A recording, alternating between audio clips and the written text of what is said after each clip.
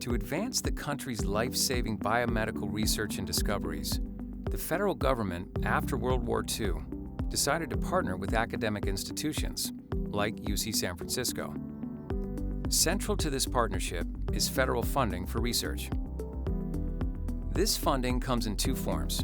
The first is called direct funding. Direct funding pays the salaries of scientists, students, and other research personnel for supplies and equipment, and for the travel costs associated with conducting and sharing research. UCSF is the top public recipient of funding from the National Institutes of Health and received $691 million in direct and subaward funding from the NIH in 2024 and $883 million in total awards from all federal agencies. But scientists need other support to conduct their work, which is where the second type of funding comes in. The federal government also reimburses academic research institutions for the facilities and administrative costs associated with their research. These funds are sometimes called F&A or indirects. This funding helps pay for costs of buildings, both new and old, especially designed for research, maintenance and security for all of our research spaces, benches, desks, and computers, electricity, water, air conditioning, and heating for research spaces, IT to support and meet computing needs, and staff to ensure compliance with the government's environmental health and safety regulations that protect our researchers, staff, students, and patients.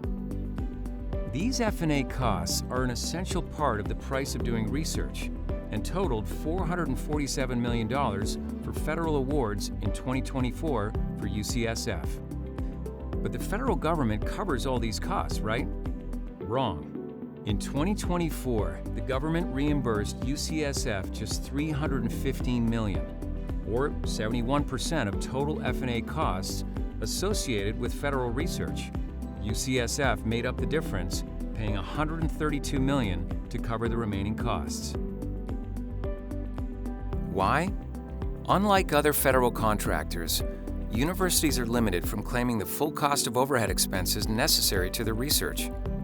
This is due in part to an exacting negotiation process with the government that requires research institutions to identify and defend costs associated with federally sponsored research eligible for reimbursement.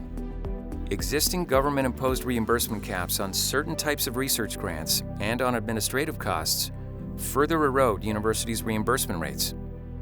And although the F&A cost reimbursement process isn't perfect, the decades-long partnership between research universities and the federal government is key to our country's success in advancing biomedical research, leading to life-saving treatments and improved health outcomes for patients.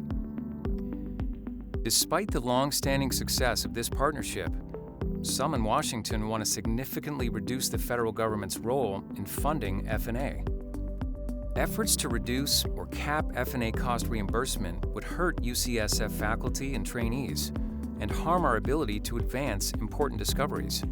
Cuts to federal F&A funding would impact our ability to maintain large, specialized equipment that is shared among researchers, provide the administrators who ensure all safety for faculty, trainees, staff, and patients, purchase and maintain IT for our computing needs, take care of and maintain existing research space and buildings, including janitorial services and security services, and plan for and construct new buildings with the cutting-edge facilities needed for the latest research. The bottom line is that any proposal to reduce the federal government's contributions to F&A will hurt UCSF's ability to advance our critical mission of biomedical research.